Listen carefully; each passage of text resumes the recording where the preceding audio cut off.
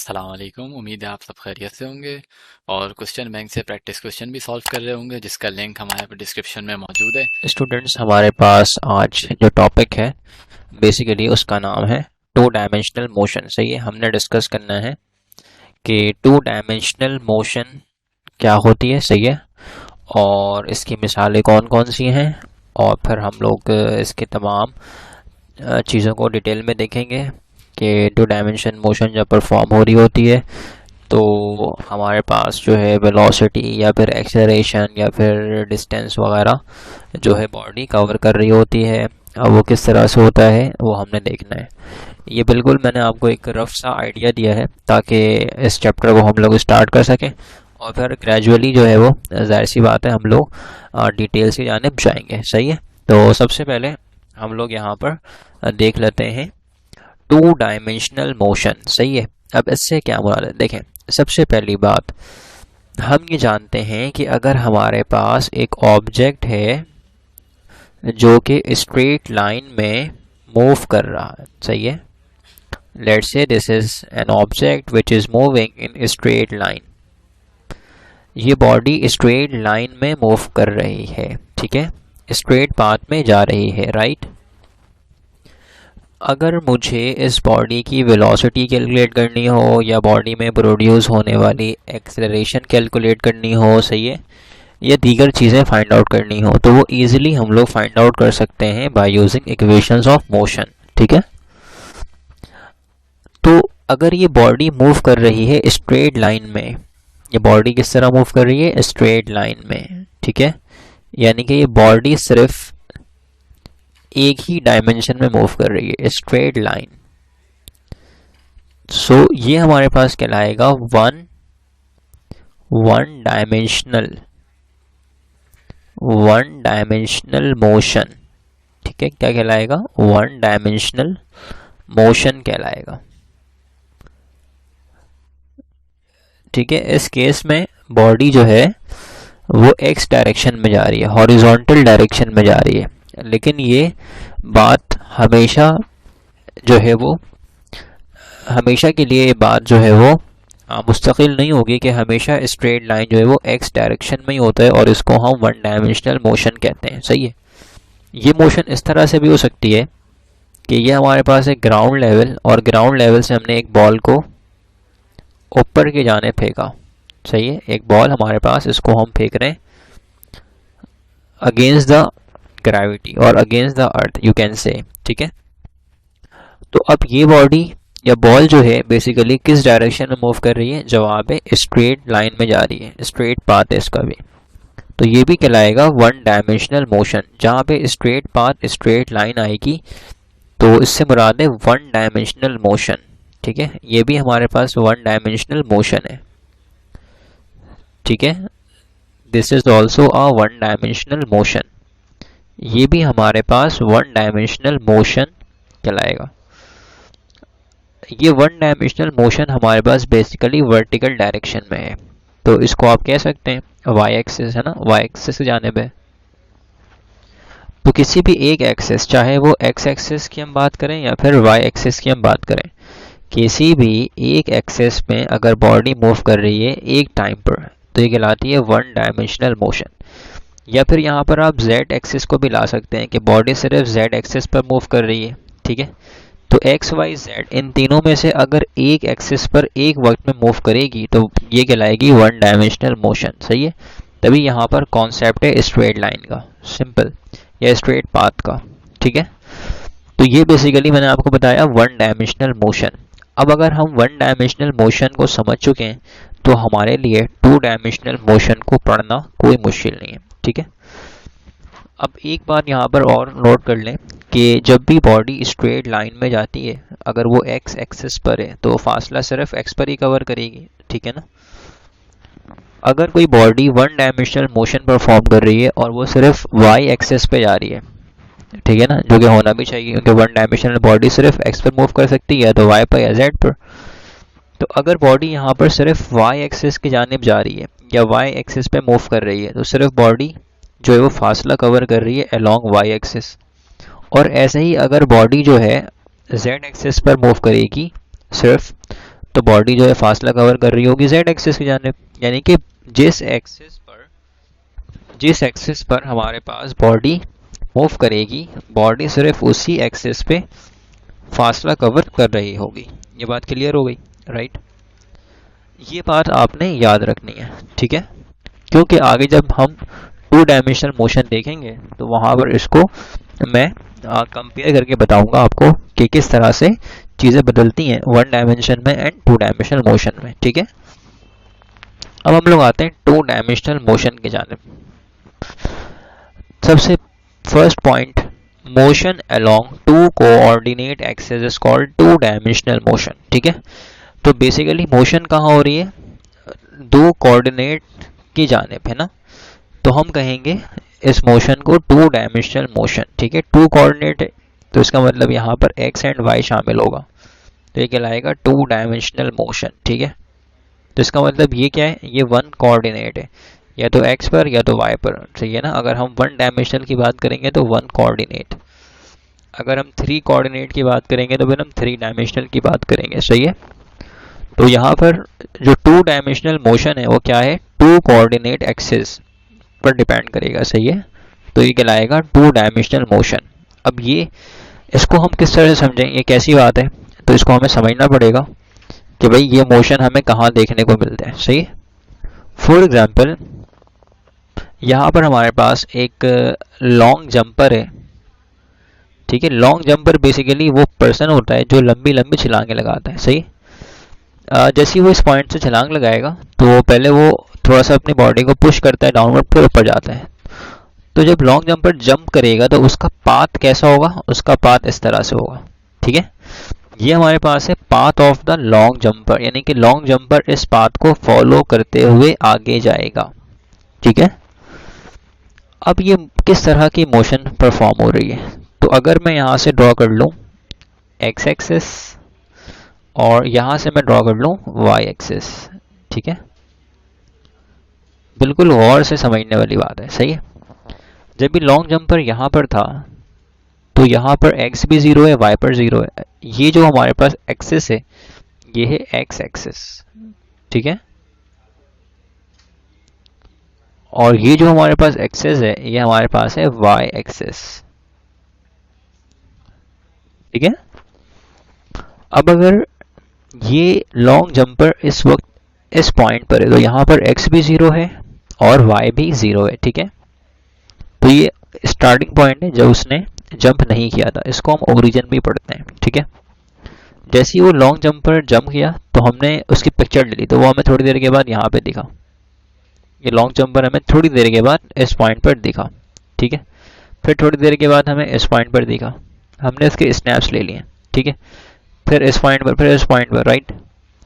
तो जैसे ही long jumper यहाँ पर पहुंचा तो यहाँ से आप एक लाइन ड्रॉ करें, तो उसने इतना फासला कहाँ कवर कर लिया? x एक्सिस के ऊपर, और इतना फासला कहाँ पे कवर कर लिया? y एक्सिस के ऊपर, ठीक है?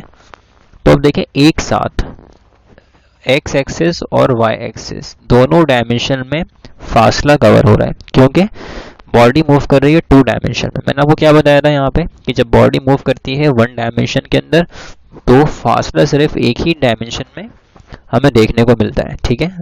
लेकिन अब यहाँ पर बॉडी क्योंकि 2 डायमेंशन मोशन परफॉर्म कर रही है, ये जो लॉन्ग जंपर है ये 2 डायमेंशन मोशन परफॉर्म कर रहा है, यानी कि x एंड y दोनों एक्सिस के ऊपर फासला कवर कर रहा है कुछ ना कुछ। तो बेसिकली एक साथ अगर दोनों कोऑर्डिनेट में डिस्टेंस कवर हो तो ये कहलाता है 2 डायमेंशनल मोशन, ठीक है? और अगर हम इसको यहाँ से देखें, ठीक है, अगर हम इस लॉन्ग जंपर की इमेज यहाँ से देखें तो ये अब फासला x पर इतना कवर कर रहा है और y पर ये फासला इतना कवर कर रहा है। तो जैसे जैसे इसकी हाइट बढ़ेगी तो आप देखें x भी बढ़ रही है और हाइट भी बढ़ रही है। तो ये बेसिकली हमारे पास कहलाता है हॉरिजॉन्टल डिस्टेंस और ये कहलाता है वर्टिकल डिस्टेंस, ठीक है? आगे हम लोग डिस्कस करेंगे इसको डिटेल में। तो अभी मैंने सिर्फ एक्सप्लेन किया है आपको 2 डायमेंशन मोशन, ठीक है? एग्जाम्पल है the projectile motion and the motion of an object in a circular path moving with constant speed, ठीक है? तो प्रोजेक्टाइल मोशन क्या है? बेसिकली यही है। प्रोजेक्टाइल मोशन हमारे पास 2 डायमेंशनल मोशन है, 2 डायमेंशनल मोशन। अब उसमें आप लॉन्ग जंपर की बात करें या आपने एक फुटबॉल को किक कर दिया, आप इसकी बात करें, ठीक है, तो ये सारी मोशन कहलाएगी प्रोजेक्टाइल मोशन। क्लियर है? या फिर एक ऑब्जेक्ट है जो कि मूव कर रहा है सर्कुलर पाथ में, जैसे एक मूविंग फैन है, और हम ये मान के चलें कि वो जो फैन है उसकी जो स्पीड है वो कांस्टेंट है, तो वो मोशन भी टू डायमेंशन है। ठीक है, यानी कि एक बॉडी जो कि सर्कुलर पाथ में मूव कर रही है, अगर उसकी स्पीड कांस्टेंट है तो वो एग्जाम्पल भी हमारे पास किसकी है? टू डायमेंशनल मोशन की है। राइट, तो ये हमने यहाँ पर समझा basic difference one dimension and two dimension motion. ठीक है, इनमें फ़र्क क्या होता है, इन पे हम किस तरह से डिफरेंस कर सकते हैं, और इसमें हमने देखा कि बॉडी फासला कवर कर रही है एक ही डायमेंशन में तो वन डायमेंशन कहलाता है ये। अगर फासला बॉडी कवर कर रही है दोनों डायमेंशन में एक साथ साइमल्टेनियसली तो हम कह रहे हैं कि body two dimension motion perform कर रही है। राइट, अब हमारा जो काम है बेसिकली वो टू डायमेंशन पर है पूरा का पूरा, तभी हमने यहाँ पे लिखा हुआ है प्रोजेक्टाइल मोशन। ठीक है, अब हमने प्रोजेक्टाइल मोशन को कम्प्लीटली डिस्कस करना है। प्रोजेक्टाइल मोशन मैंने बता दिया आपको कि इसमें लॉन्ग जंपर वाली एग्जाम्पल हो सकती है। ठीक है, और इसमें एक फुटबॉलर की एग्जाम्पल हो सकती है कि एक फुटबॉलर ने फुटबॉल को किक किया है। सही है, तो फुटबॉल की मोशन भी टू डायमेंशन होती है, वो भी कर्व पाथ में जाता है।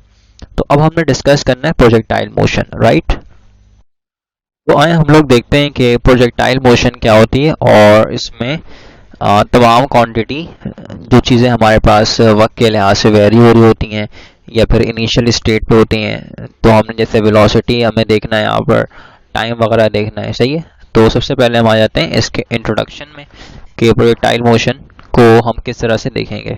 अब ये इतना मुश्किल नहीं है हमारे लिए, क्योंकि अभी हमने पीछे देख लिया है टू डायमेंशनल मोशन। तो प्रोजेक्टाइल मोशन क्या है? टू डायमेंशनल मोशन है, सिंपल। तो अब इसकी अंडरस्टैंडिंग हमें हो जाएगी आहिस्ता आहिस्ता। देखें प्रोजेक्टाइल मोशन क्या है। When an object is moving, ठीक है, एक ऑब्जेक्ट जब मूव करे under the action of gravity, सही है, making a certain angle with the horizontal with some initial velocity is called projectile। ठीक है, जब एक ऑब्जेक्ट मूव करे अंडर द ग्रेविटी, या आप कह लेंगे ड्यू टू ग्रेविटी, और वो ऑब्जेक्ट कुछ ना कुछ हॉरिजॉन्टल सरफेस के साथ एंगल बना रहा हो और वो अपने पास कुछ इनिशियल वेलोसिटी रखता हो, तो इसको हम कहते हैं प्रोजेक्टाइल मोशन। अब ये बात हम किस तरह से समझें, तो फॉर एग्जांपल ये हमारे पास एक प्रोजेक्टाइल मोशन है। ठीक है, ये हमारे पास है X axis, let's say this is our X axis. ठीक है, and this one is our Y axis, ये हमारे पास Y axis. So let's say this is our X axis and this is our y axis, ये हमारे पास y axis है। ठीक है, तो अगर हम लोग एक फुटबॉल को किक करें, ठीक है ना, हमारे पास एक फुटबॉल हो, ठीक है, और एक प्लेयर जो है, लेट्स से कि हमारे पास एक प्लेयर है और ये प्लेयर जो है फुटबॉल को किक कर रहा है। जैसे ही किक करेगा इस फुटबॉल को, तो इसकी मोशन किस तरह से होगी? इस तरह से होगी। राइट, तो ये टू डायमेंशन मोशन है, ऐसा ही हो गया कि बॉडी एक साथ जो है वो एक्स एंड वाई दोनों पर डिस्टेंस कवर कर रही है, या आप कह लें डिस्प्लेसमेंट कवर कर रही है। ठीक है, फासला कवर कर रही है।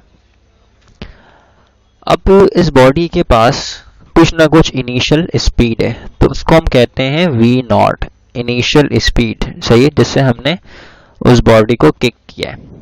ये बात आपने याद रखना है। ठीक है, अब जैसे ही हम इस बॉडी को यहाँ से किक करेंगे तो इसके पास इनिशियल वेलोसिटी है और कुछ ना कुछ ये एंगल बनाएगा हॉरिजॉन्टल के साथ, तो इसको कहा जाएगा थीटा। ठीक है, तो इसका मतलब यहाँ पर इसको हम कहेंगे थीटा। अब ये ऑब्जेक्ट एयर में है ना, तो हवा में ये मूव कर रहा है, तो ये इसके अंडर है, ग्रेविटी के अंडर है, तब यहाँ पे लिखा हुआ है कि under the action of gravity. सही है। जब ये कंप्लीट यहाँ तक पहुँचेगा तो ये कुछ ना कुछ फासला कवर कर चुका होगा, तो ये कहलाएगा प्रोजेक्टाइल मोशन। ये कंप्लीट प्रोजेक्टाइल है। सही। अब क्योंकि बॉडी जो है, अब इस चीज़ों को समझना शुरू करें आहिस्ता आहिस्ता, क्योंकि चीज़ें जो है वो आगे हमें इस्तेमाल करना है इन्हें, ठीक है ना, फॉर्मूलाज हमें यूज़ करने पड़ेंगे, और ज़ाहिर बात है फिर हमें इसकी अंडरस्टैंडिंग होनी चाहिए कि कब कौन सा फॉर्मूला अप्लाई होगा, और फिर हम लोग किस तरह से इसको देखेंगे। ठीक है। तो सबसे पहली बात, अब ये वी नॉट हमारे पास क्या है,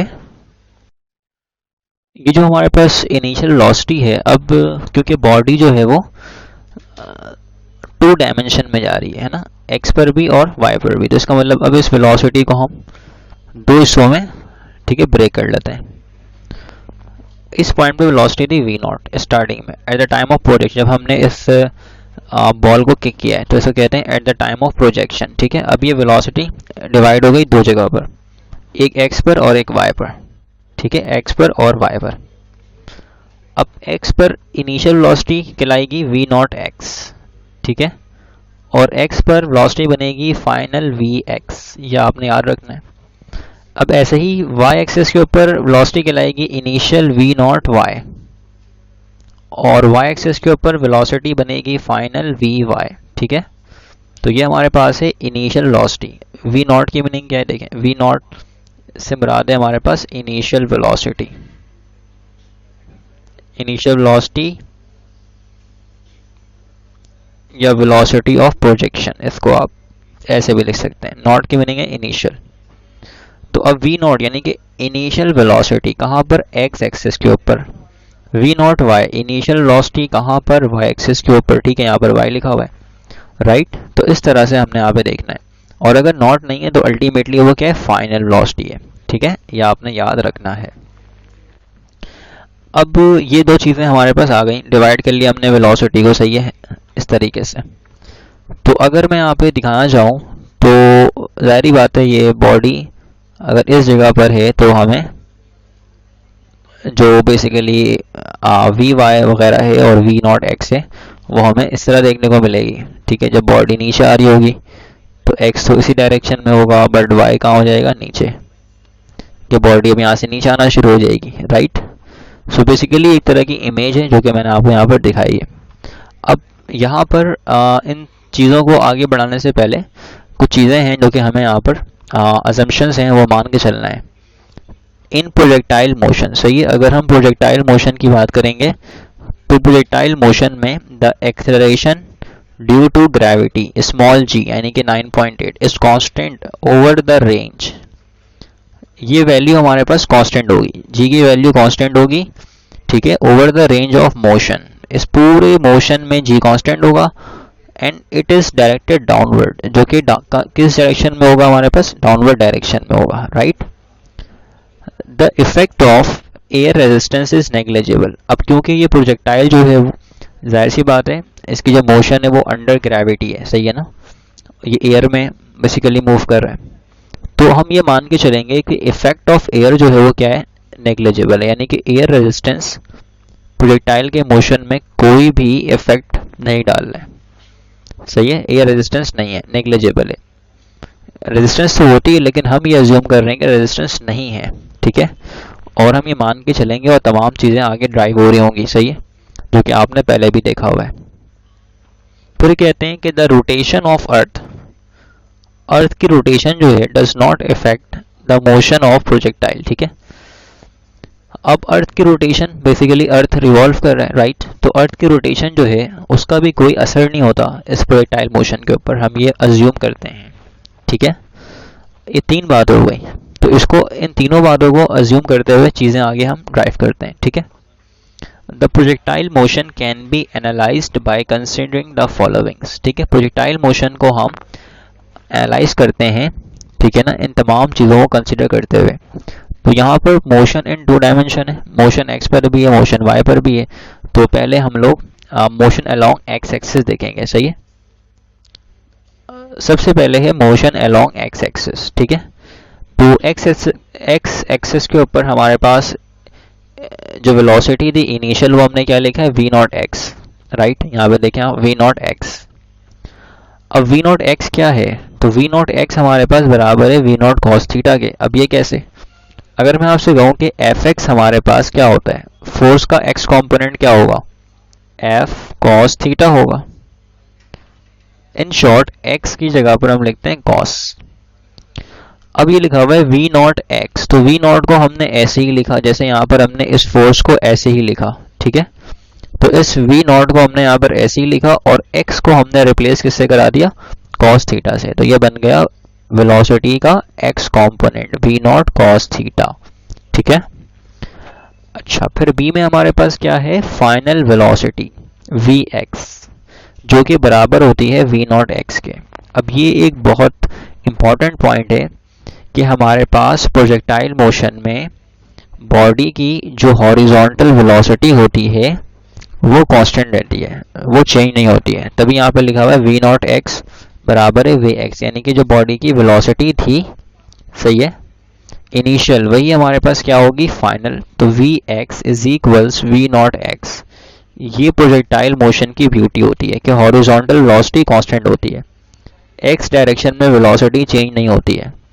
अगर वेलोसिटी चेंज नहीं हो रही है, आप देख लें वेलोसिटी बराबर है, जो वेलोसिटी इनिशियल है वही फाइनल है, तो वेलोसिटी तब्दील नहीं हो रही, इसका मतलब फिर एक्सेलरेशन हमारे पास यहाँ पर नहीं होगा। जब वेलोसिटी में तब्दीली नहीं आ रही तो इसका मतलब एक्सेलरेशन क्या है, ज़ीरो। बट कहाँ पर, अलोंग एक्स एक्सिस। तो हमने लिख दिया कि एक्स एक्सिस के ऊपर एक्सेलरेशन हमारे पास क्या है, ज़ीरो, राइट। तो इसीलिए आप सी चेक करें तो क्या लिखा हुआ है, acceleration A x is equals zero, ठीक है, ज़ीरो के बराबर। फिर हमारे पास है डिस्प्लेसमेंट। तो डिस्प्लेसमेंट अब ये कैसे लिखा है हमने, तो डिस्प्लेसमेंट कैसे लिखेंगे, सिंपल सी बात है, हमें पता है कि वेलोसिटी जो है एस ओवर टी होता है, ठीक है। अब इस वेलोसिटी को हम लिख रहे हैं वी नॉट एक्स, क्योंकि अभी हम लोग एक्स की बात कर रहे हैं, मोशन अलोंग एक्स एक्सिस। तो जब बॉडी एक्स एक्सिस के ऊपर मूव करेगी तो उसकी वेलोसिटी वी नॉट एक्स होगी। अच्छा, फासला कितना कवर करेगी, तो x पर मूव कर रही है बॉडी, तो हम यहाँ पे लिख देंगे x और ये आ जाएगा टाइम t। तो यहाँ से आप x को सेपरेट करवाएंगे तो ये सिंपल, इससे क्या हो जाएगा, मल्टीप्लाई। तो x is equals we naught x multiply by t, सही है, we naught x multiply by t. यानी कि हमने ये फासला देखा x कि बॉडी कितना हॉरिजॉन्टल फासला कवर करेगी। ओके, अब हम देखते हैं मोशन अलोंग वाई एक्सिस, ठीक है। वाई एक्सिस पर क्या होगा, initial velocity v naught y, जैसा कि हमने आपको यहाँ पे बताया है कि वी नॉट वाई। अब फिर से वही बात है, वी नॉट वाई यानी कि हमने यहाँ पर लिखना है बॉडी की इनिशियल वेलोसिटी, तो हमने लिख दिया वी नॉट वाई। अब इसका कंपोनेंट क्या होगा, तो इसके कंपोनेंट को लिखें आप, जैसे हम लोग लिखते थे कि एफ वाई बराबर है एफ साइन थीटा के, ऐसे ही होता है। एफ को हम सेम रखते हैं, y की जगह पर हम क्या लिखते हैं, साइन थीटा, ठीक है। तो इसका मतलब यहाँ पर इनिशियल वेलोसिटी है वी नॉट वाई, तो वी नॉट वाई यहाँ पर वी नॉट अपनी जगह पर और y को हमने रिप्लेस किससे कर दिया, साइन थीटा से। आप चेक कर सकते हैं यहाँ पर, तो ये बन गया इनिशियल वेलोसिटी, ठीक है ना, अलोंग y एक्सिस। अब ये साइन बता रहा है कि ये y एक्सिस की जानिब है, ठीक है। तो इसकी फाइनल वेलोसिटी क्या होगी, अब ये वेलोसिटी कैसे बनी, ये फाइनल वेलोसिटी कैसे बनी, अब इसको हम डिस्कस करते हैं यहाँ पर। अगर हम बॉडी के फाइनल वेलोसिटी की बात करें, ये हमने डिस्कस किया इनिशियल वेलोसिटी। अगर हम बॉडी की फाइनल वेलोसिटी के बारे में बात करें तो हमें पता है कि फर्स्ट इक्वेशन ऑफ मोशन क्या है, V F is equals V I, ठीक है, प्लस ए टी। अब यहाँ पर हमारे पास जब बॉडी मूव करेगी y के ऊपर, तो y पर हमारे पास वेलोसिटी बनती है फाइनल वी वाई, ठीक है। यहाँ पे आपको हमने ये चीज़ें बताई हुई हैं, ये इनिशियल है हमारे पास और ये हमारे पास है फाइनल, जिसमें नॉट है इसका मतलब है इनिशियल, ठीक है। ये हमारे पास है initial velocity on x axis, ये हमारे पास है final velocity on x axis, ठीक है। तो वी वाई, अच्छा वी आई, तो वी आई यानी कि हम अभी वाई एक्सिस की बात कर रहे हैं, ठीक है ना। आप यहाँ पे लिख लें कि हम लोग यहाँ पर वाई एक्सिस की बात कर रहे हैं, ठीक है। तो वेलोसिटी को हम इसीलिए वाई से रिप्लेस कर रहे हैं। तो वाई एक्सिस में हमारे पास जो इनिशियल वेलोसिटी है वो क्या होती है, वी नॉट वाई, इसको हमने लिख दिया, ठीक है। प्लस ए क्या होगा, जी के बराबर, और लेकिन ये माइनस में होगा क्योंकि अंडर द ग्रेविटी है, मोशन अंडर द ग्रेविटी देख रहे हैं। और जी हमेशा क्या होता है, आपको अभी बताया था, डाउनवर्ड होता है, ठीक है। और टाइम को हमने ऐसे यहाँ पे लिख दिया है। इसको सॉल्व करेंगे तो ये हो जाएगा v y is equals we naught y plus minus minus g t, ठीक है। अब यही वाली इक्वेशन यहाँ पर लिखी गई है, आप देख सकते हैं, सही है, we naught y minus g t. अब सी तो बहुत आसान है, सी में लिखा हुआ है एक्सेलरेशन, तो एक्सेलरेशन हमारे पास क्या है, ए है, और किसके अलोंग है, वाई के अलोंग, तो यहाँ वाई लिख दिया, और ये आ गया माइनस जी, जैसा कि यहाँ पर हमने माइनस जी लिखा था, क्योंकि वाई एक्सिस पर जो है एक्सेलरेशन हमारे पास हमेशा डाउनवर्ड होती है। अब इसकी डिस्प्लेसमेंट कैसे आई, ये इक्वेशन कैसे बनी, बहुत आसान है। अगर आपने इस इक्वेशन को देखना है तो आप सिंपल, हम लोग वाई एक्सिस की बात कर रहे हैं, हमें पता है कि S बराबर होता है v i t plus half a t square. आप अगर सिंपल याद रखेंगे फॉर्मूलाज तो आप खुद भी इसको ड्राइव कर सकते हैं। ऐसे फॉर्मूले आप मतलब अगर याद नहीं भी करना चाहें तो कोई इशू नहीं है, इसको आप बना सकते हैं। अब बॉडी जो है वो कहाँ पर जा रही है, वाई पर है, ऐसे ही है ना। हम लोग बेसिकली ये फासला मालूम करना चाह रहे हैं, वाई, सही है। अब इसको कैसे फाइंड आउट करेंगे, तो फॉर्मूला वो सही है हमारे पास। तो बॉडी डिस्टेंस कवर करेगी, जो कि यहाँ पर हमारे पास क्या है, एस है। अब अगर ये एस की हम बात करें तो बॉडी डिस्टेंस कवर कहाँ कर रही है, वाई एक्सिस पर, तो इस एस को रिप्लेस कर देंगे आप वाई से। वी आई है इनिशियल वेलोसिटी, तो हम वाई की बात कर रहे हैं, वाई पर इनिशियल वेलोसिटी हमारे पास क्या है, वी नॉट वाई, ठीक है। टाइम को हमने ऐसे लिख लिया, प्लस हाफ ए हमारे पास क्या है, ए हमारे पास है माइनस जी के बराबर, ठीक है। और ये हो जाएगा टी का स्क्वायर। सो इसको हम लिखेंगे v naught y t minus plus minus half g t square, ठीक है। ये हमारे पास वाई आ गई। तो आप चेक करें जो इक्वेशन आपके पास लिखी हुई है ऊपर, एग्जैक्टली वो यही है, ठीक है, ये वाली इक्वेशन। तो सिंपल इस तरह से हम लोग ड्राइव कर सकते हैं। तो हमने यहाँ पर बेसिकली क्या देखा, हमने यहाँ पर ये देखा कि motion along x axis and y axis, दोनों एक्सिस की जानिब मोशन को हमने डिफरेंस देख लिया इसमें, कि कहाँ पर कौन सी क्वांटिटी होती है और कहाँ पर हमें किस तरह की क्वांटिटी देखने को मिलती है, कहाँ पर वेलोसिटी जो है वो कांस्टेंट है, कहाँ पर एक्सेलरेशन नहीं है, और एक्सेलरेशन कहाँ पर नेगेटिव होगी, वगैरह वगैरह, ठीक है। अब हम लोग आते हैं इसके कुछ डेरिवेशंस की जानिब, जो कि हमें ड्राइव नहीं करना है, या आपने पहले भी किया हुआ है। हमने उन डेरिवेशंस के रिजल्ट्स को सिर्फ इस्तेमाल करना है, और आगे हमें उन फॉर्मूलाज को इस्तेमाल करते हुए हमने अपने न्यूमेरिकल्स में, एमसीक्यूज में हमें उस क्वेश्चंस को सॉल्व करना है उन फॉर्मूलों की मदद से, ठीक है। तो हम लोग अब देखते हैं फॉर्मूलाज। अब हमारे पास यहाँ पर बेसिकली प्रोजेक्टाइल की मैक्सिमम हाइट है, सही है। लेकिन इन सब चीज़ों को एक्सप्लेन करने से पहले मैं आपको कुछ बातें बताने चाहता हूँ। जैसे कि अगर हम लोग यहाँ पर प्रोजेक्टाइल, ठीक है, प्रोजेक्टाइल को डिवाइड करें तो प्रोजेक्टाइल को हम लोग दो तरीके से देख सकते हैं। एक हमारे पास कहलाता है फुल प्रोजेक्टाइल, ठीक है, फुल प्रोजेक्टाइल, ठीक है। और एक हमारे पास कहलाता है हाफ प्रोजेक्टाइल, ठीक है, हाफ प्रोजेक्टाइल।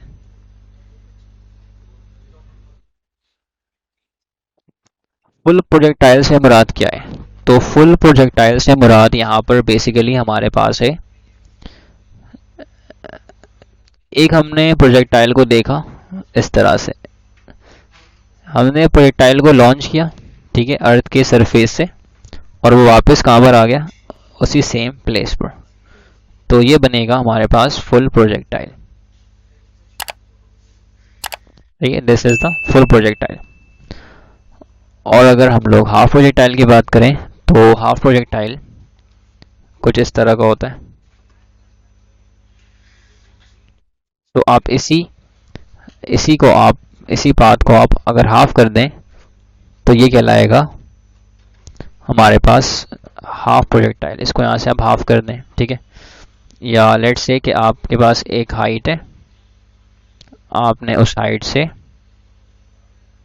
ठीक है, एक बॉल को हॉरिजॉन्टल डायरेक्शन में फेंका है इस तरह से, तो फिर वो इस तरह से नीचे आएगी, राइट। तो ये बेसिकली कहलाती है हाफ प्रोजेक्टाइल। अब half projectile and full projectile, इनमें डिफरेंस देख लिया हमने। अब इसके फॉर्मूलाज वगैरह और इनके जो एमसीक्यूज होते हैं, ठीक है, उनमें हमें केस देखकर अप्लाई करना होता है फॉर्मूला, ठीक है। तो ये हमारे पास है बेसिकली हाइट, इसको हम लिखेंगे h से, ठीक है। ये हमारे पास है हाइट। ये हमारे पास कहलाता है ground distance. This is our ground distance, ठीक है।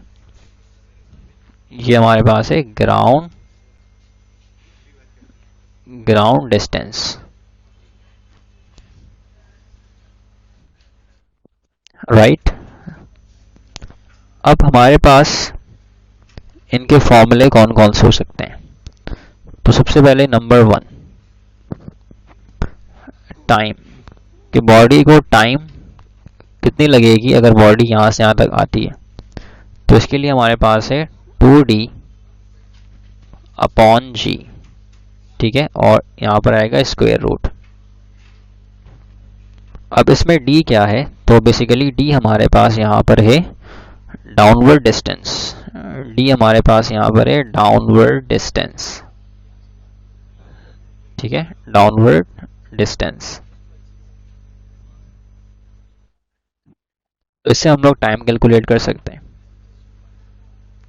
अगर हमने x फाइंड आउट करना हो, यानी कि बॉडी ने कितना फासला कवर किया अलोंग x, तो अगर हमने x फाइंड आउट करना है तो इसके लिए फॉर्मूला बनेगा x is equals v not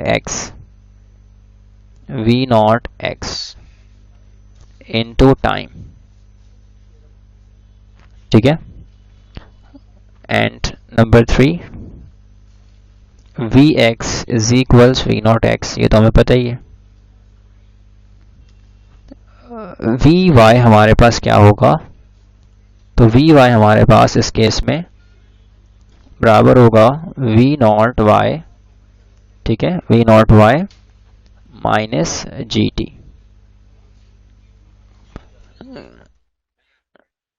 और अगर हमें रिजल्टेंट वेलोसिटी फाइंड आउट करनी है तो फिर इसका जो फॉर्मूला है वो बेसिकली हमारे पास v is equals square root, ठीक है, ये बराबर हो जाएगा vx स्क्वायर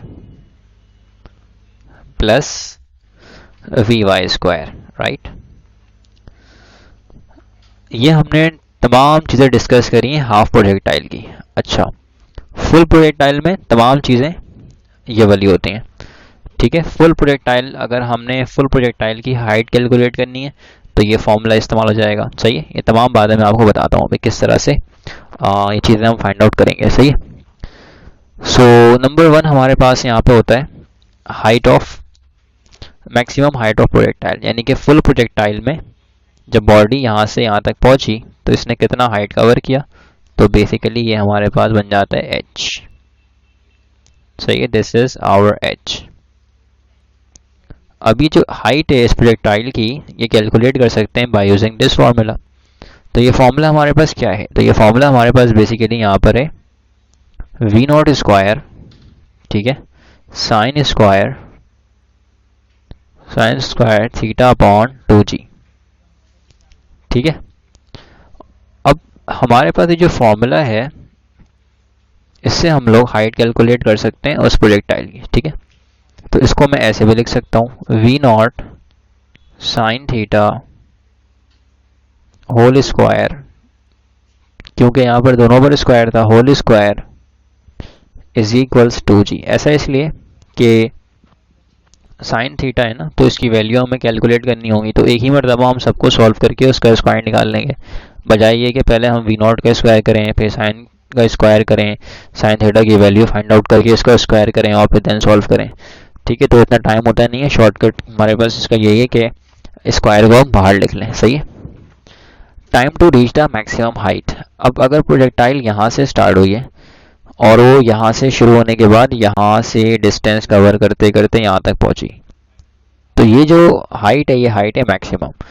तो पॉइंट ए से पॉइंट बी तक पहुँचने के लिए जो हमें टाइम रिक्वायर्ड है, सही है, तो पॉइंट ए और बी तक जब जाएंगे तो हाइट क्या हो जाएगी, मैक्सिमम। तो ए टू बी तक पहुंचने के लिए जो टाइम रिक्वायर्ड है, ये टाइम कहलाती है time to reach the maximum height, और इस टाइम को हम फाइंड आउट कर सकते हैं by using this formula, V naught sine theta upon G. सही है, ये हमारे पास है स्मॉल टी, यहाँ से यहाँ तक। ठीक है, और अल्टीमेटली अगर हम बी टू सी आएंगे तो हमें यही टाइम रिक्वायर्ड होगी, कि ये इक्वल पाथ है, जो टाइम ए टू बी तक जाने के लिए लगेगा वही टाइम बी टू सी से वापस आने के लिए लगेगा ग्राउंड पर। सही है, तो ये भी हमारे पास टी होता है और ये भी हमारे पास टी होता है। अगर इन दोनों को ऐड करेंगे तो ये बन जाता है टोटल टाइम ऑफ फ्लाइट, यानी कि ए टू सी। तो ये बेसिकली हमारे पास है A to C, total time of flight, और ये हमारे पास है ए टू बी। ठीक है, A to B, A to B. ठीक है, ए टू बी। अब ये टाइम है यहाँ से लेकर यहाँ तक, तो सिंपल सी बात है, कैपिटल टी हमारे पास क्या आएगा, तो कैपिटल टी हमारे पास आएगा 2t के बराबर, और t किसके बराबर है, तो t बराबर है we naught sine theta upon G. तो आप चेक कर लें, ये एग्जैक्टली वही फॉर्मूला है जो यहाँ पर हमने लिखा हुआ है। सही है, so 2v naught sine theta upon G, तो इस तरह से ये फॉर्मूला ड्राइव होता है। तो हर जगह हमें देखना पड़ेगा कि कंडीशन क्या है। अगर time to reach the maximum height है कि बताएं टाइम कितना लगेगा मैक्सिमम हाइट तक जाने के लिए, तो ये फॉर्मूला इस्तेमाल हो जाएगा। अगर टोटल टाइम की बात होगी तो फिर ये फॉर्मूला इस्तेमाल हो जाएगा। सही। रेंज ऑफ प्रोजेक्टाइल, अगर हमने रेंज कैलकुलेट करनी है प्रोजेक्टाइल की, जो कि बेसिकली एक्स है और ये बराबर है आर के। रेंज की मीनिंग होती है हॉरिजॉन्टल डिस्टेंस। ठीक है, रेंज की मीनिंग होती है हॉरिजॉन्टल डिस्टेंस। तो रेंज का फॉर्मूला बनता है we naught square sine 2 theta upon G. ठीक है, ये फॉर्मूले को हमें डायरेक्टली याद रखना है, we naught square sine 2 theta upon G. और अगर हम लोग मैक्सिमम रेंज की बात करें तो 45, जब हमारे पास थीटा की वैल्यू 45 डिग्री होगी तो हमें रेंज मिलेगा मैक्सिमम। सही है, अगर हम यहाँ पे 2 के बराबर में थीटा पुट करेंगे 45, तो ये हो जाएगा 2 से मल्टीप्लाई, ये बनेगा 90 डिग्री, और साइन 91 के बराबर होता है तो 1 इससे मल्टीप्लाई हो और डायरेक्टली ये आ जाएगा। तो अगर आपको मैक्सिमम रेंज फाइंड आउट करनी हो, डायरेक्ट आप ये फॉर्मूला यूज़ कर सकते हैं। ठीक है, लेकिन हमारे पास रेंज में और भी बातें, फॉर एग्जांपल हमारे पास एक प्रोजेक्टाइल मोशन परफॉर्म हो रही है और इस वक्त ये जो एंगल है, let's say this angle is something, चलें एक काम करते हैं, इस एंगल को हम लोग यहाँ पे चेंज कर लेते हैं। सही है, ये जो हमारे पास एंगल है, ये एंगल हमारे पास है लेट्स से 80 डिग्री। ठीक है, और हमने एक और पाथ को चेक किया, इसका एंगल था यहाँ पर 10 डिग्री। ये जो एंगल है, इसकी एंगल हमारे पास है 10 डिग्री के बराबर, राइट। अब रेंज दोनों के लिए सेम है। सही है, दोनों आप देखें एक जगह पर आ रही है। तो एक को हम कहते हैं बेसिकली लॉन्च एंगल, और एक हमारे पास होता है, ये इसको आप इस तरह से समझ लें कि हमारे पास जो बेसिकली थीटा है और थीटा प्राइम है, ये बेसिकली 90 के बराबर होता है। ठीक है, अब 90 डिग्री इन दोनों के कौन कौन से कॉम्बिनेशन पे आ सकती है। तो थीटा अगर 45 हो और थीटा प्राइम भी 45 हो तो 90 बन जाएगा, सही। और इन दोनों पर रेंज सेम होगा। अगर थीटा हमारे पास जो है वो 80 हो और थीटा प्राइम जो हमारे पास है वो 10 हो, जैसे इस केस में हमारे पास थीटा 80 है, ठीक है, इस केस में थीटा हमारे पास 80 डिग्री है और थीटा जो प्राइम है वो हमारे पास 10 डिग्री है। दोनों को ऐड करेंगे तो ये आ जाएगा 90 डिग्री। लेकिन इन दोनों एंगल्स पर हमारे पास रेंज की वैल्यू सेम होगी, तो ये आपने याद रखना है। जब भी कहेंगे कि बताएं दो ऐसे कौन से एंगल हैं जिन पर रेंज की वैल्यू सेम होती है, तो आपने याद रखना है कि 80 और 10 इन दोनों को ऐड करना होगा। जो भी एंगल दिया होगा उन दोनों को आप ऐड करके चेक करेंगे। अगर ऐड करने पर 90 आ रहा है वही वाला पेयर है। तो ये इसका मैंने आपको यहाँ पे शॉर्टकट बता दिया है, ठीक है। एक रिलेशन है हमारे पास, relation between height and range, सही। मैक्सिमम रेंज बेसिकली बराबर होता है 4h के। इसको इंटर वगैरह में एफएससी वगैरह में हम लोग ड्राइव भी कर रहे होते हैं, राइट। और अगर आप चाहें तो इसको डायरेक्ट भी याद रख सकते हैं, कोई मुश्किल वाली बात नहीं है कि आर मैक्सिमम जो है बेसिकली 4h के बराबर होता है। और उसको आप चाहें तो ड्राइव भी कर सकते हैं, यह आपके ऊपर डिपेंड करेगा, सही। इसकी डेरिवेशन किस तरह से होती है इसमें आप ना जाएं, इसको आप छोड़ दें। लेकिन ये कि आप इसको डायरेक्ट याद रख लें, ठीक है, कि आर मैक्सिमम बराबर है 4h के। अब हमारे पास है प्रोजेक्टाइल या फिर हम कहते हैं पाथ ऑफ ट्रैजेक्टरी, ठीक है ना। तो प्रोजेक्टाइल ट्रैजेक्टरी से मुराद क्या होता है कि फॉर एग्जांपल हमारे पास एक प्रोजेक्टाइल मोशन परफॉर्म हो रही है, ठीक है। और इस प्रोजेक्टाइल मोशन में हमारे पास बेसिकली क्या हो रहा है कि इस तरह से प्रोजेक्टाइल मोशन हमें देखने को मिल रही है। हमारे पास जो है बेसिकली इस तरह से प्रोजेक्टाइल मोशन परफॉर्म हो रही है, ठीक है। सो ये हमारे पास है एक्स एक्सिस, हम जानते हैं, and this one is y axis, ठीक है, ये हमारे पास वाई एक्सिस। अब हमारे पास प्रोजेक्टाइल ट्रैजेक्टरी से क्या मुराद है, तो ये जो पाथ है, या आप यूँ कह लें कि ट्रैजेक्टरी की डेफिनेशन क्या होती है, सही। सो ट्रैजेक्टरी हमारे पास क्या होता है बेसिकली, सबसे पहले यहाँ पर मैं आपको बता दूं कि व्हाट इज ट्रैजेक्टरी। ट्रैजेक्टरी सही है, तो यहाँ पे लिखेंगे the path followed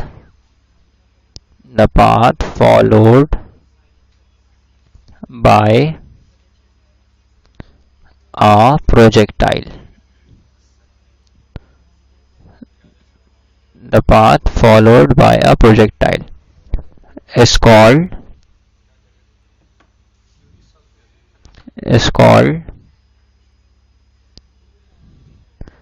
its trajectory, ठीक है।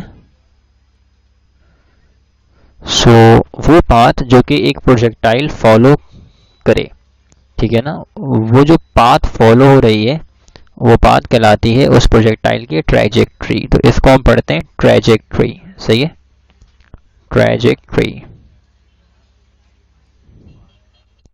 अब ये जो इक्वेशन यहाँ पर लिखी हुई है हमारे पास, ये इक्वेशन है इस ट्रैजेक्टरी की। अब देखें हमने डायरेक्टली यहाँ से रेंज हमने देखा, सही है, इसको हमने कह दिया r, और यू कैन से कि एक्स एक्सिस के ऊपर जो फासला कवर हो रहा है इसको हम रेंज कह रहे हैं। अच्छा, अब हमने यहाँ पर देखा तो हमें यहाँ पर मिल गई मैक्सिमम हाइट की वैल्यू, सही, हमने कह दिया ये हमारे पास है h हाइट। तो हमें हमारे पास जो फॉर्मूलाज हैं उनसे हम रेंज हाइट वगैरह कैलकुलेट कर सकते हैं। बट अगर हमसे कोई पूछे कि बताएं जब बॉडी यहाँ पर है तो कितना वो फासला कवर कर रही है वाई एक्सिस के ऊपर, तो हमें ये पता नहीं होगा क्योंकि हमारे पास इसका फॉर्मूला नहीं है, हमारे पास है हाइट का, मैक्सिमम हाइट का फॉर्मूला है। तो ये जो बेसिकली हमारे पास डिस्टेंस है ये वाई है, ठीक है, ये डिस्टेंस हमारे पास क्या है वाई। अब इसी वाई को हम फाइंड आउट करना चाह रहे हैं, मतलब किसी भी लम्हे इस्लाम है, इस्लाम है। हाँ, अगर इस्लाम ही हम फाइंड आउट करेंगे फिर तो हम मैक्सिमम से निकाल ही सकते हैं, क्योंकि यहाँ पर जब बॉडी पहुँचेगी तो वो मैक्सिमम फासला, मैक्सिमम वर्टिकल डिस्टेंस कवर कर चुकी होगी, राइट। तो इसका मतलब ये हुआ कि जब बॉडी यहाँ पर होगी तो हम फॉर्मूला हाइट वाई लगा सकते हैं, बट अगर बॉडी यहाँ पर है, इस्लाम है, इस्लाम है, इस्लाम है, तो फिर तो हम जो है वो फॉर्मूला नहीं लगा पाएंगे डायरेक्टली हाइट वाला, क्योंकि वो सिर्फ मैक्सिमम हाइट के लिए होता है, राइट। तो इसीलिए हम यहाँ पर फिर देखते हैं ट्रैजेक्टरी। अब इसके लिए इक्वेशन है x tan theta minus 1/2g 1/v0 square cos square theta into x square, ठीक है। तो ये फॉर्मूला है। अब हमें पता है कि the horizontal ranges of two projectile launch at complementary angles are equal. अब ये वही बात जो मैंने आपको पीछे बताई है, कॉम्प्लीमेंट्री एंगल से क्या मुराद है। जैसे हमने लिखा है पीछे कि 80 और 10 पर जो है वो रेंज सेम था, तो 80 एंड 10 आर कॉम्प्लीमेंट्री एंगल्स। अभी कहते हैं कि for example range at 30 degree is equal to range at 60 degree. बिल्कुल सही है, क्योंकि 60 प्लस 30 कितना आएगा 90। अभी मैंने क्या बताया था आपको कि थीटा प्लस थीटा प्राइम किसके बराबर होगा, 90 डिग्री के बराबर होगा, राइट। सो यहाँ पर हमारे पास ये जो थीटा है इसको आप 30 सपोज कर लें, थीटा प्राइम को आप 60 सपोज कर लें, तो 60 प्लस 30 कितना आएगा 90, सही है। तो इसका मतलब है कि 30 एंड 60 पर रेंज सेम है, और इन एंगल्स को हम पढ़ते हैं कॉम्प्लीमेंट्री एंगल। क्या पढ़ते हैं, कॉम्प्लीमेंट्री एंगल पढ़ते हैं। अब लाजमी सी बात नहीं है कि 30 60 होगी हमेशा। मैंने आपको मिसाल दी थी 80 10 वाली, 75 वाली भी हो सकती है कि एक एंगल 75 वाली है। और सवाल ऐसा भी आ सकता है कि हमारे पास 75 पर जो रेंज है, बताएं इन चारों ऑप्शन में से किस वाले ऑप्शन पर सेम रेंज मिलेगा। आपको चार एंगल गिवन कर देंगे। तो सपोज करते हैं कि थीटा हमारे पास गिवन है 75 डिग्री, सही है। कहते हैं बताएं वो एंगल जिस पर हमें रेंज सेम मिलेगा, तो थीटा प्राइम कहते हैं इसको आप। हमें पता है कि थीटा प्लस थीटा प्राइम किसके बराबर होता है, 90 डिग्री के बराबर होता है, ठीक है। तो थीटा हमारे पास 75 डिग्री है एंड थीटा प्राइम हमने फाइंड आउट करना है। तो सिंपली ये क्या हो जाएगा, theta prime is equals 90 degree minus 75 degree. तो इसको आप माइनस करें, कितना आ जाएगा, इसको आप माइनस करेंगे तो आपके पास यहाँ से जवाब आ जाएगा सिंपल 15 डिग्री। तो थीटा हमारे पास यहाँ से आ जाएगा 15 डिग्री। तो ये 15 degree and 75 degree are the complementary angle, सही है। इसको हम पढ़ते हैं कॉम्प्लीमेंट्री एंगल। तो इन दोनों एंगल्स पर हमें रेंज की वैल्यू सेम मिलेगी। तो ये आपको देकर कह सकते हैं कि बताएं इस एंगल के ऊपर हमारे पास जो रेंज है वो आर है। तो बताइए हमारे पास रेंज आर ही दोबारा हमें किस एंगल पर मिलेगा, जवाब है 15 डिग्री, राइट। ओके, तो हमने ये पॉइंट देख लिया, हमने ये पॉइंट देख लिया। अब कहते हैं कि at 45 degree maximum horizontal range is obtained, ठीक है। ये पीछे हमने देखा है कि अगर हमारे पास एंगल 45 हो जाए तो रेंज हमें मैक्सिमम देखने को मिलता है, राइट। फिर कहते हैं कि at 15 degree half of maximum horizontal range is obtained. 15 degree पर जो है बेसिकली क्या होता है, हमारे पास हॉरिजॉन्टल रेंज जो है बेसिकली हाफ हो जाता है, मतलब मैक्सिमम का हाफ हो जाता है, राइट। तो आप कह सकते हैं कि भाई 15 डिग्री पर हमारे पास जो बेसिकली हॉरिजॉन्टल रेंज है मैक्सिमम वो हाफ हो जाता है, right. In the presence of air friction, the trajectory of high-speed projectile falls short of a parabolic path.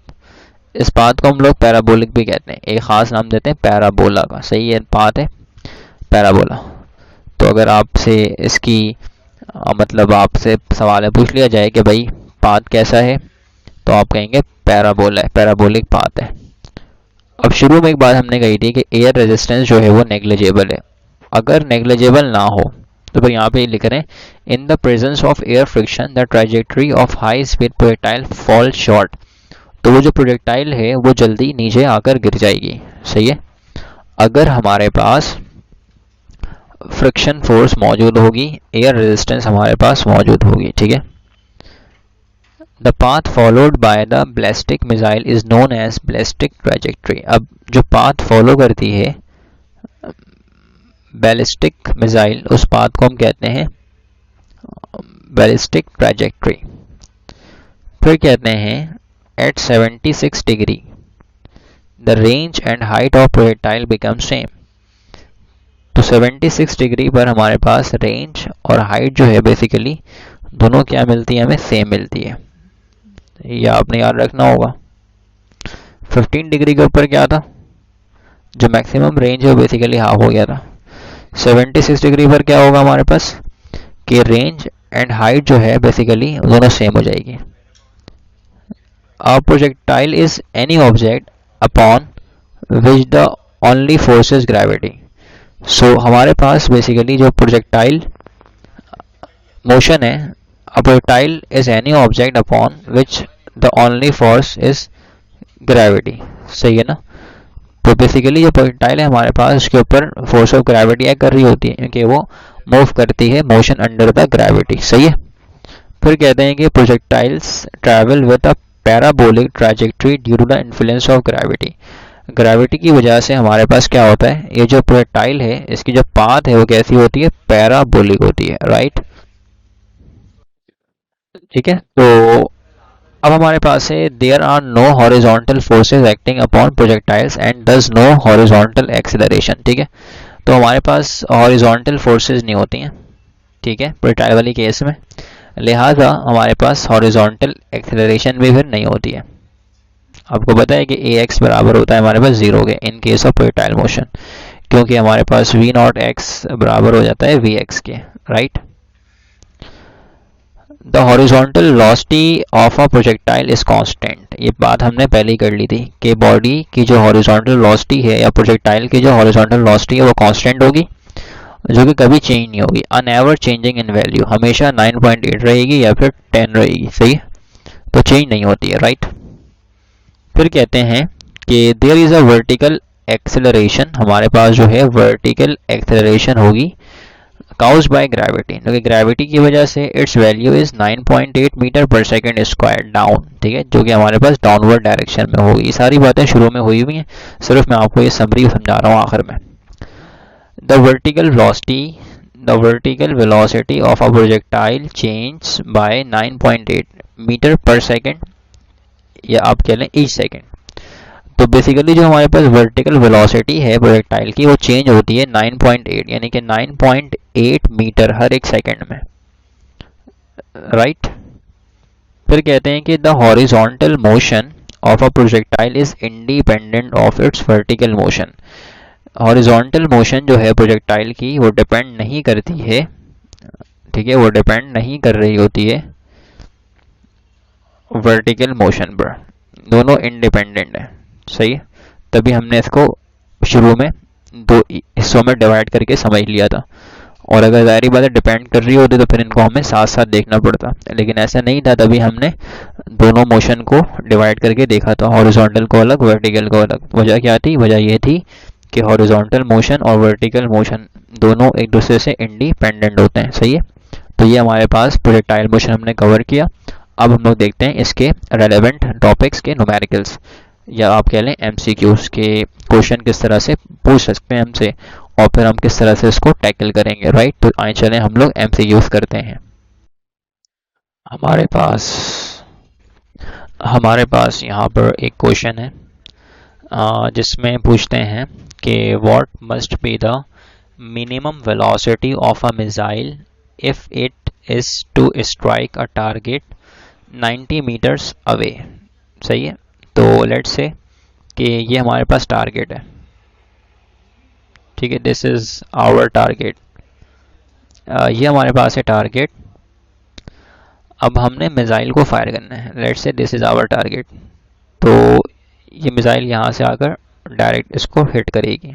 ठीक है, तो बेसिकली ये जो फासला है हमारे पास, ये फासला क्या कहलाएगा, रेंज 3 लिखा हुआ है कि जब हमने मिसाइल को फायर किया, ठीक है ना, तो वो जो है 90 मीटर अवे गया, यानी कि यहाँ से दूर गया, तो 90 मीटर, तो इसका मतलब ये हमारे पास है रेंज गिवन 90 मीटर।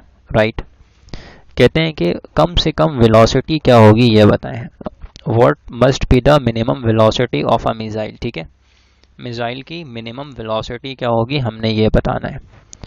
तो अब सबसे पहले यहाँ पर हमारे पास जो है वो एंगल नहीं दिया हुआ है, तो यहाँ पर हम ये मानकर चलेंगे कि हमारे पास रेंज मैक्सिमम वाली कंडीशन है।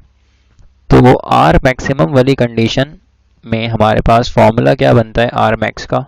जवाब है वी नॉट स्क्वायर ओवर जी। सही है। आर मैक्सिमम की वैल्यू हमारे पास है 90, तो यहाँ पुट करेंगे आप 90 is equals we naught square upon 10। सही है। तो this will become v naught square is equals 90 multiply by 10। ठीक है। तो अब ये सिंपल है, क्या आ जाएगा 90 इंटू 10 करना है, यानी कि 90 को 10 से हमें मल्टीप्लाई करवाना है।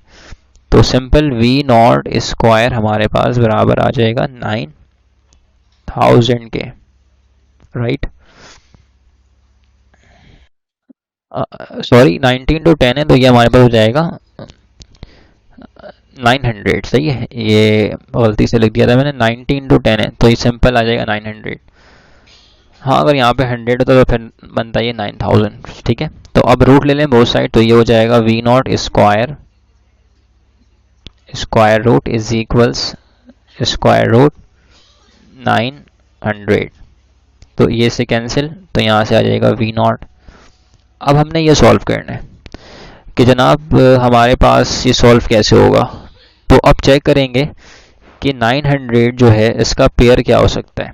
तो अगर मैं 30 को 30 से मल्टीप्लाई करता हूँ तो ये हो जाएगा 0 और 3 मल्टीप्लाई होगा, सॉरी ये 0 0 से मल्टीप्लाई होगा 0, ये 0 इससे मल्टीप्लाई होगा तो 0 आ जाएगा। ठीक है। ये 3 जो है मल्टीप्लाई होगा 0 से, तो यहाँ पर 0 और 3 इंटू 3 ये हो जाएगा 9, इनको ऐड करेंगे तो ये आ जाएगा 900।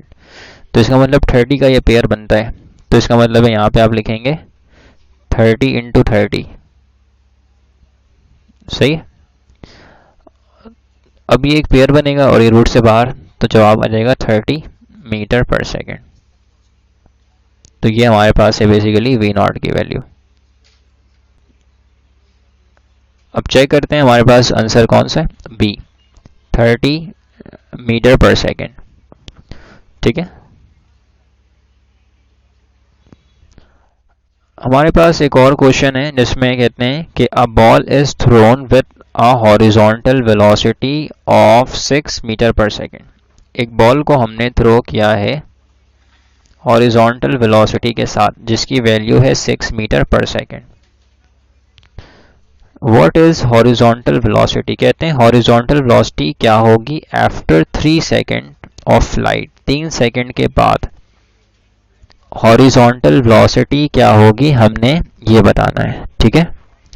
तो सबसे पहली बात ये कि हमें पता है in projectile motion V x is equals we naught X. ठीक है।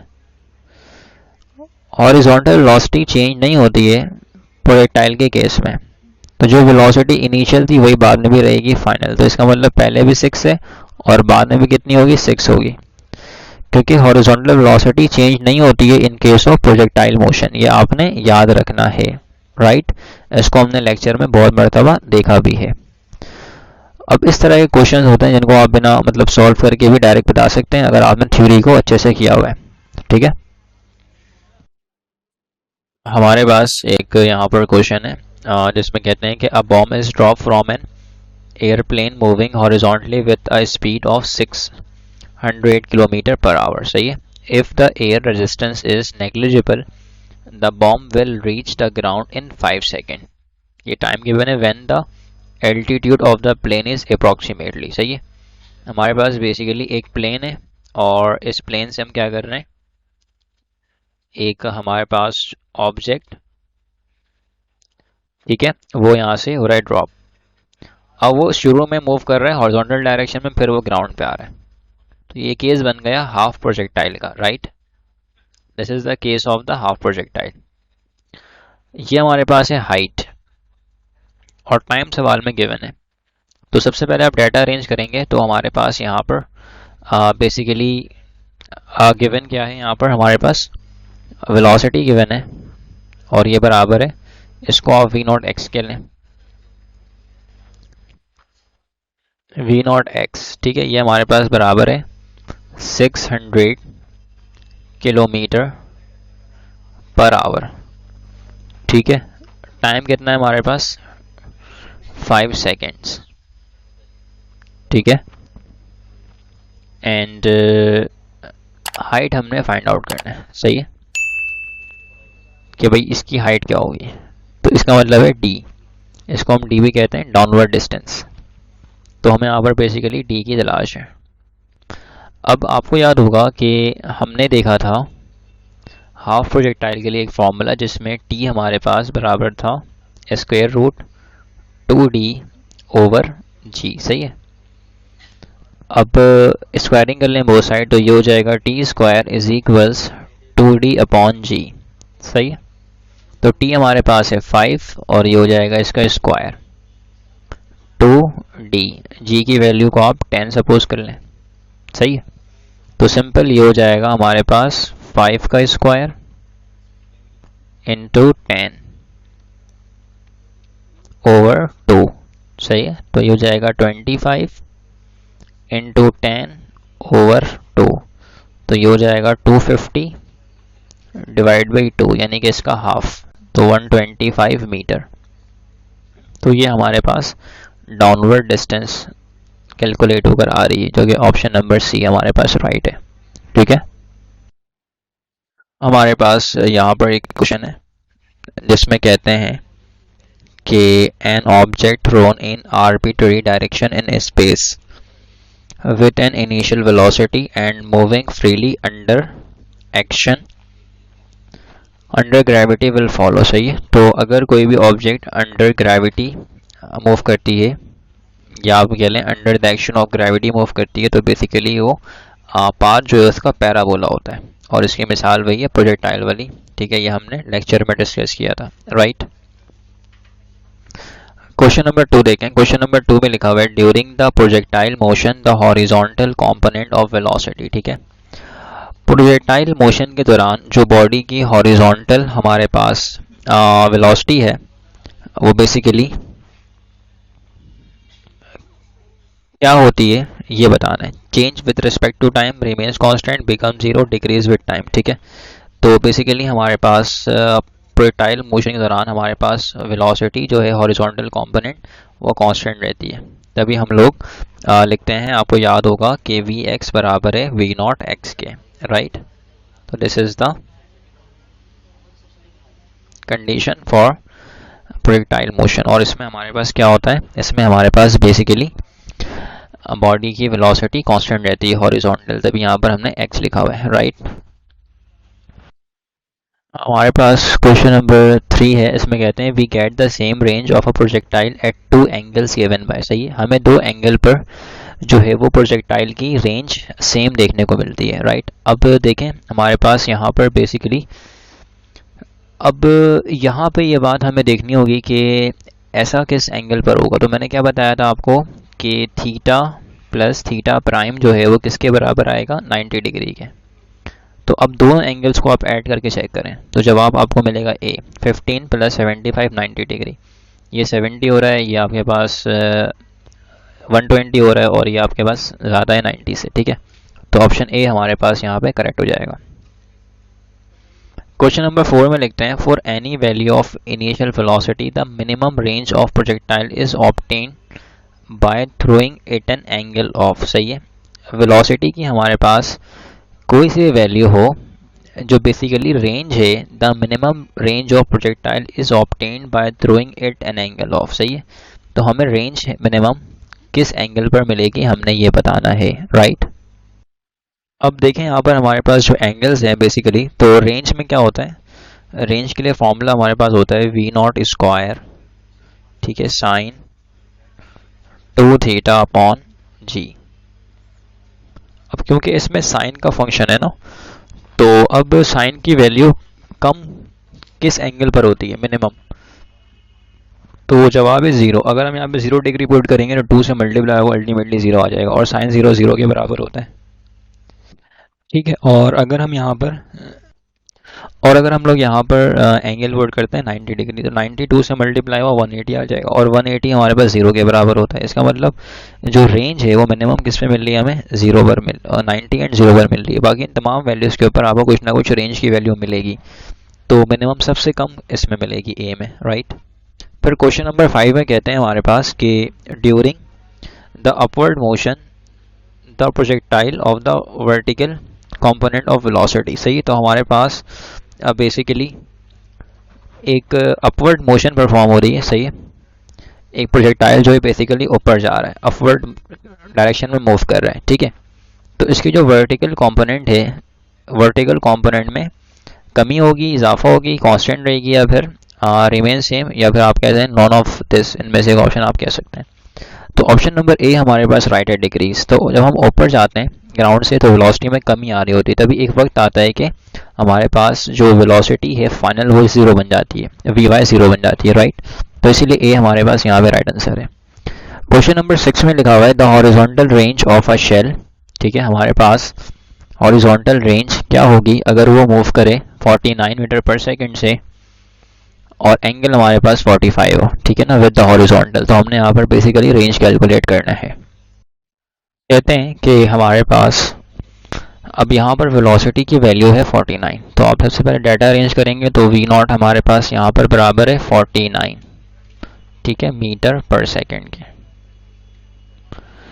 और थीटा हमारे पास यहाँ पर गिवन है 45 डिग्री। कहते हैं कि हॉरिजॉन्टल रेंज कैलकुलेट करें, तो चलें ठीक है। सो फॉर्मूला क्या था, R is equals we naught square, ठीक है, sine 2 theta, sine 2 theta upon G. ठीक है, ये हमारे पास फॉर्मूला है बेसिकली। और अगर एंगल 45 है तो डायरेक्ट यहाँ पर हम लोग आर मैक्स वाला फॉर्मूला भी लगा सकते हैं, कोई इशू वाली बात नहीं है, लेकिन इस फॉर्मूले से भी आप सॉल्व कर सकते हैं। आप एंगल 45 पुट कर दें, ठीक है। तो 49 हमारे पास गिवन है, तो आप एक काम कर सकते हैं, यहाँ पुट करें 49, इसका आप कर लें स्क्वायर, सही है, साइन 2, और एंगल हमारे पास है 45 डिग्री। जी की वैल्यू आप 10 सपोज कर लें, ताकि हमें आसानी हो सॉल्व करने में, कैलकुलेशन में हमें आसानी हो जाए, सही है। तो एक काम ये करना होगा कि इस 49 को अज्यूम कर लेते हैं हम लोग 50 के बराबर, सही है। तो ये हो जाएगा आर इज इक्वल्स 50 का स्क्वायर साइन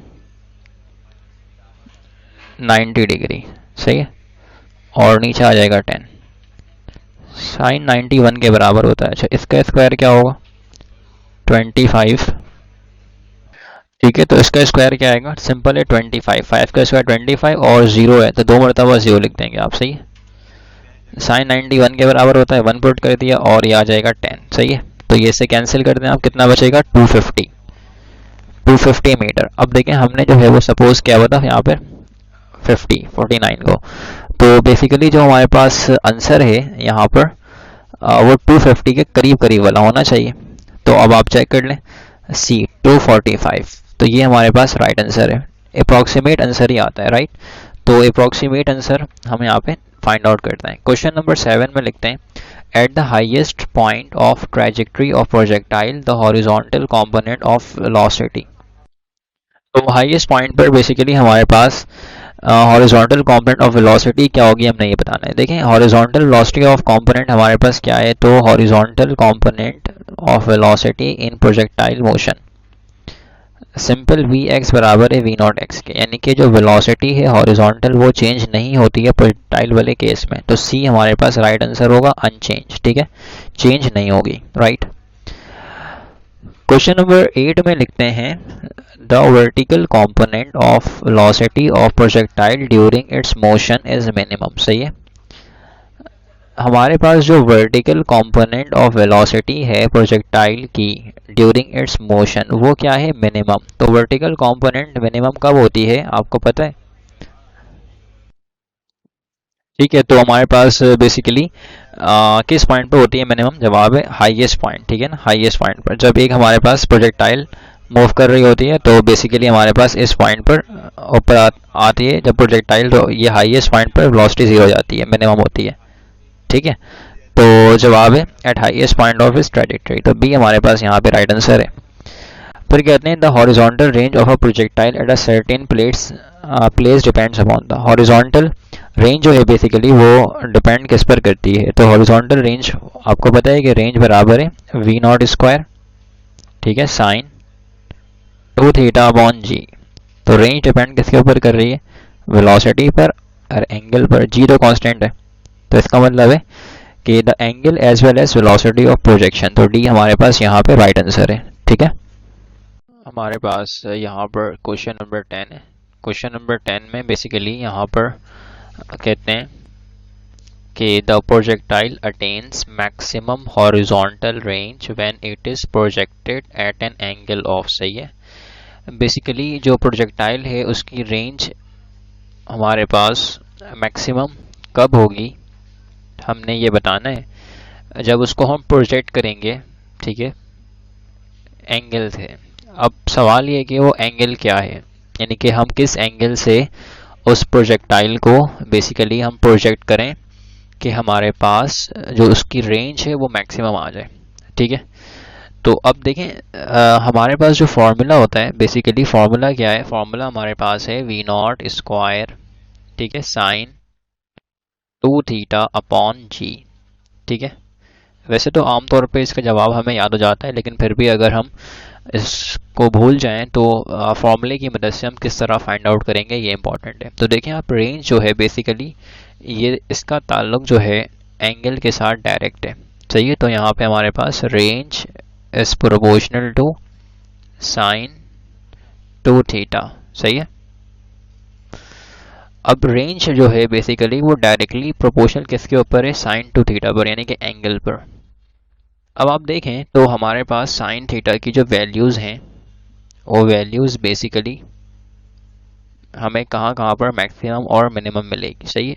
तो अगर हम थीटा की वैल्यू पुट करेंगे 0 डिग्री, सही है, तो हमें यहाँ पर वैल्यू मिलेगी 0। अगर हम यहाँ पर थीटा की वैल्यू पुट करेंगे 90 डिग्री, सो वैल्यू यहाँ पर मिलेगी हमें 1, सही है। और अगर हम लोग यहाँ पर थीटा की वैल्यू पुट करेंगे लेट्स से 180 डिग्री, ठीक है, तो यहाँ पर वैल्यू क्या मिलेगी हमें, यहाँ पर वैल्यू मिलेगी हमें फिर से 0। तो साइन थीटा की जो वैल्यू है 1 मैक्सिमम, वो कहाँ पर आ रही है, 90 डिग्री पर आ रही है, जब एंगल हमारे पास 90 डिग्री है। अब चेक करें तो यहाँ पर साइन 2 है, तो 2 पहले से ही मौजूद है, तो इसका मतलब थीटा यहाँ पर क्या होना चाहिए कि उसको मल्टीप्लाई करने के बाद यहाँ पे 90 आ जाए, तो जवाब है 45। अगर यहाँ पे थीटा 45 पुट करेंगे तो देखें साइन 2 थीटा की जगह पर 45 पुट किया आपने, तो दिस विल बिकम साइन, ठीक है, 90 डिग्री। और साइन 90 क्या है 1, तो मैक्सिमम मिल गई वैल्यू आपको। इसका मतलब 45 डिग्री पर हमारे पास जो है बेसिकली रेंज बन जाती है मैक्सिमम, राइट। तो ये हमने यहाँ पर देखा है, और डायरेक्टली इसको आप याद रख सकते हैं अगर आप चाहें, और अगर भूल जाएं तो फिर फॉर्मूले की मदद से इसको आप देख सकते हैं। It is totally up to you, सही, टोटली आप पर डिपेंड करेगा कि आप किस तरह से क्वेश्चन को अटेम्प्ट कर रहे हैं। क्वेश्चन नंबर 11 हमारे पास है कि the velocity of a projectile is maximum. Projectile की जो वेलोसिटी है वो हमारे पास मैक्सिमम है, ठीक है, at half of the height, जब वो आधे हाइट पर पहुंचेगी, यानी कि कहना ये चाह रहे हैं कि हमारे पास ये प्रोजेक्टाइल है, सही है, और उसकी जो वेलोसिटी है वो मैक्सिमम, ए में लिखा हुआ है कि हाइट के हाफ पे, यानी कि ये हाइट है हमारे पास तो इसके हाफ यहाँ पर वेलोसिटी मैक्सिमम होगी, जबकि ऐसा नहीं होता है। तो ऑप्शन ए तो हमारे पास हो गया गलत है।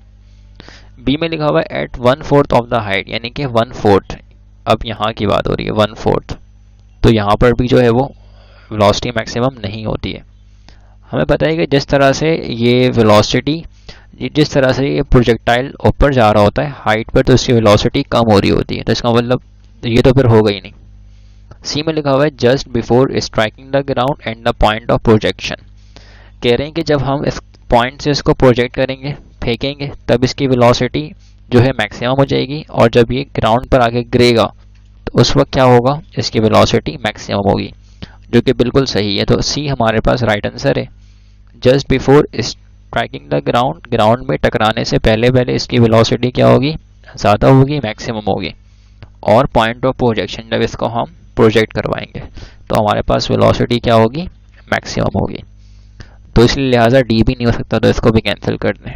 तो इस तरह के क्वेश्चंस को आप डील कर सकते हैं बड़े आसानी के साथ अगर आपने थ्योरेटिकल को अच्छे से समझा हुआ है, ठीक है। तो लेक्चर पे करीब आपका होना चाहिए, तभी आपको तमाम न्यूमेरिकल्स टॉपिक और सारे कॉन्सेप्ट समझ में आएंगे। तो पहले लाजमी आप लोग तमाम लेक्चर्स को कवर करें, लेक्चर्स देखें पूरे, उसके बाद फिर एमसीक्यूज को अटैम्प्ट करने की कोशिश करें, राइट। अगर आपको मजीद प्रैक्टिस करने हो, क्वेश्चन बैंक चाहिए हो, तो लिंक डिस्क्रिप्शन में मौजूद है। होप सो आपके सब समझ में आया होगा। मिलते हैं नेक्स्ट वीडियो में। अल्लाह हाफिज़।